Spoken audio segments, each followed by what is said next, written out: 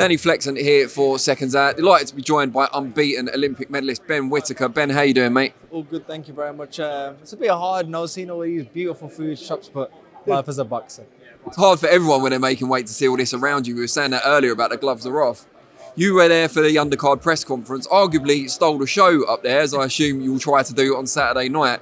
The comment that caught my ears, and I'm sure a lot of the people here, is that you said you could beat both main eventers, Buatsi and Azeez, presumably separately. But right now, why are you not fighting at that level right now? Just explain to people what the distinction is. It's always one of those things, what the promoter wants, what the team wants, and I do know there is a process to the pro game. You've got to get yourself there, because when you get there, I want to stay there. I don't want to get knocked down. So, luckily enough, I'm getting great sparring. Tough fight for me Saturday. He's been in there with Azeez last. He's been in there with Zach Parker. So he's been in there with some great names. And hopefully I can do the job in devastating fashion. And then hopefully we can start looking at some of those names up there. We're always told how different the pro and amateur sides of the sport have become. What gives you the confidence that you could beat those two guys in the pro game now? It's just it's one of those things. A lot of people call it confidence, but you need it in this sport. If you don't want to head for those type of two guys, while you're in the sport, that's the fights I'd like to make. That's the fights I want to be in. That's what would get me up, get me hungry. I'm still obviously hungry, but that just is get me some. It's like the Olympics, who just give you that little tingle, and that's what you want as a fighter. But I know there's a process for that, and when I get there, I do believe I'll showboat with them as well. And when people say you showboating against these kids, when I do it against those kids, what can they say? And you're coming back out for commentary for the main event. Does that put any extra pressure on? You can't kind of get cut or anything like that? Luckily enough, I don't think they have to see me. If it's the one where I stand there, I'll make sure I don't get hit at all. But it's just one of those things. It's part of the game. I've got to get the job done. I've got to focus on myself. And jokes aside, I like both guys. I know Buatsi well. I've sparred him so many times at GB. I've sparred Dan Azeez back in the day. He has banter with my dad because my dad's a Tottenham fan. He's an Arsenal fan. So they're both nice guys. This is a fight that can change their lives. So may the best man win. Now we know Sugar Hill's not here because he's obviously hard at work preparing Tyson Fury for the undisputed fight. Tell us about how training camp's been. Have you been over there? Have you been here? Have you mixed the two? No. We've been talking. You know, we go over things. I might have to send him a video or something. He'll look at it, send something back. But I know what's that task. And if I was in that position, I wouldn't want my coach going elsewhere. And I understand that I'm not the priority right now. He can stay there, focus on that. I've got a great team around me. My brother's my S&C coach. And Joby's been with me since I was a little boy. My dad always watches over me too. So I've got everything I need right now. And if he just drops some of his little guidance now and again. Now, there's been loads of rumours coming out of that camp about Fury. Is it like you're not there for once and everything's going mad? It sounds like it, but yeah, the rumours are if it happened, it happened. At the end of the day, people get surprised, people get dropped. If you go to a football game, people are going to score. That's what you want. That's just like boxing, people get dropped. But that's what training camp's for. You don't want it to happen on the fight night. I'm sure whatever happened, he's tightened it up. And when he fights Usyk, he'll show that he's at that level. If it ever happened to you, and we're not saying definitively it did happen to Tyson Fury, if you got dropped in sparring or took a bit of a hiding, as they're saying, would you be brazen enough to come out and say, look, sparring, I got dropped and move on from it? Or would you want to keep it secret? That's what I think. It's a bit of an ego thing. I can never say because it's never happened, but I did get beat up when I was a young boy. Broke my nose bleeding. Me and my dad are driving back in the car, both silent because we both upset what happened. But I think that's what makes you. If you never get those type of things, you never know what it feels like on fight night. And I wouldn't mind if it happened to me. I don't want it to happen, but if it did happen, you kind of know fight night, okay, these things can happen. This is how I felt after. Sometimes it's a good reminder that you're not untouchable.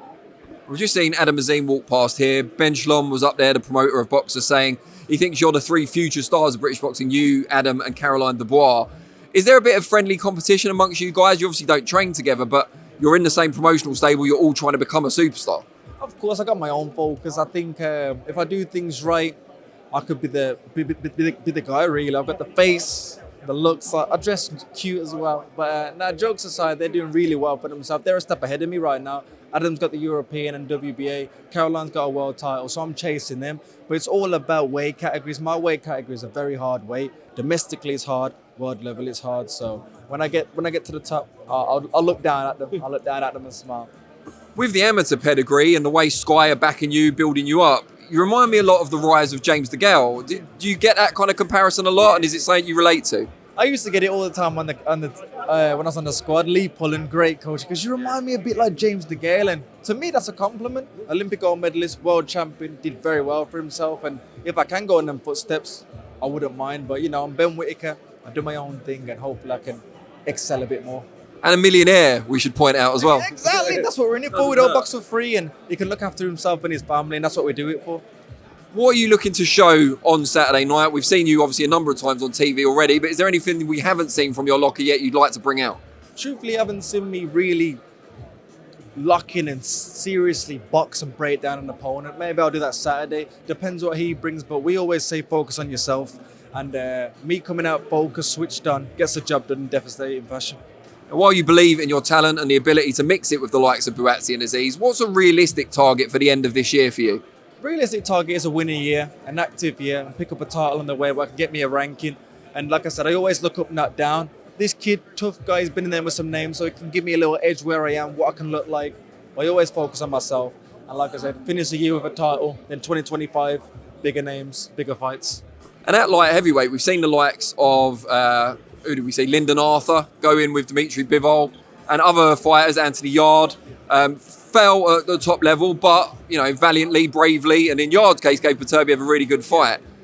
Would you like to see one of those names, so not necessarily a world champion, but a British name that you can, you know, build your own style by beating? Yeah, well, I always say Beterbiev is old, but he just keeps showing he's not old. He just keeps plugging him away. He's ridiculous, but he's doing very well for himself. Him and Bivol are just, I think they're a different level. It's like domestically well there than they're there.